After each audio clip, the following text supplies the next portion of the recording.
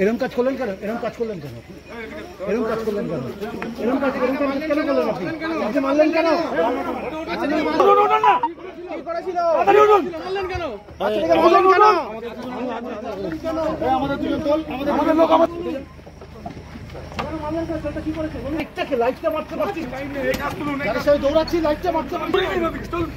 কি হয়েছিল বলুন, কি হয়েছিল? মারলেন কেন? বাচ্চাটাকে মারলেন কেন? বলুন কি হয়েছে? আচ্ছা, কার মামা করা হয়েছে?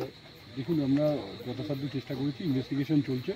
এই মুহূর্তে যারা অ্যাকিউজ হয়েছে তাদের মধ্যে 3-4 জনকে আমরা ডিটেইন করেছি এবং তাদের ইনভলভমেন্টের বেসিসে তাদেরকে আমরা কালকে কোর্টে ফরওয়ার্ড করবো।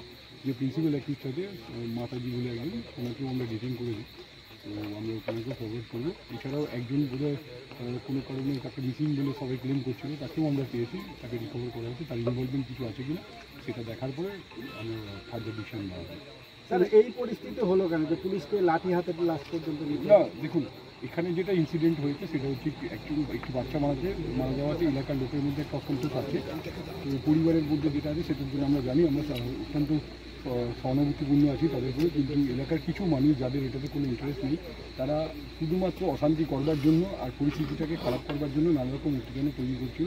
তাদেরকে বহুক্ষণ ধরে আমাদের যারা এখানে অফিসাররা ছিল, আমাদের আইসি বারুইপুর, আইসি ক্যানিং এবং অন্যান্য আমাদের টিম আছে, তারা অনেকক্ষণ ধরে বোঝাচ্ছে, তাদের বোঝাবার চেষ্টা করছে। বাড়ির লোক তাদের যে দুঃখের কথা বলছে, পুলিশ তাদের প্রতি সম্পূর্ণ সমবেদনা দেখিয়েছে, তাদের সাথে কোঅপারেট করছে। পুলিশ যথাযথ যাতে ইনভেস্টিগেশন হয় সেই জন্য আমাদের এসপি স্যার আমাকে এবং অন্যান্য অফিসার, আমার সঙ্গে এসডিপিও ক্যানিংও আছে, আমরা যথাসাধ্য চেষ্টা করবো যাতে যারা দোষী আছে তারা সাজা পায়। কিন্তু কিছু মানুষ এই পরিস্থিতিটাকে শুধুমাত্র একটা গরম করে রাখার জন্য তারা পাশে উত্তেজিত করছিল সাধারণ মানুষকে, তারা না জেনে না বুঝে জিনিসটাকে আরও খারাপ করছিল। তো আমরা অনুরোধ করবো যে জিনিসটাকে আর যত খারাপ না হয়, আপনাদের মাধ্যমে আমরা সকলকে অনুরোধ করতে চাই, ইনভেস্টিগেশন প্রপার হবে, যারা দোষী আছে তাদেরকে অবশ্যই আমরা কোর্টের কাছে পড়ব। বিক্ষোভকারী কাউকে কি ধরা হয়েছে, মানে অ্যারেস্ট বা আটক করা হয়েছে? আমরা 2-3 জনকে ডিটেইন করেছি, তো পরবর্তীকালে দেখা যাবে যে তাদের কী রোল আছে, তারপরে সেটা সিদ্ধান্ত নেওয়া হবে।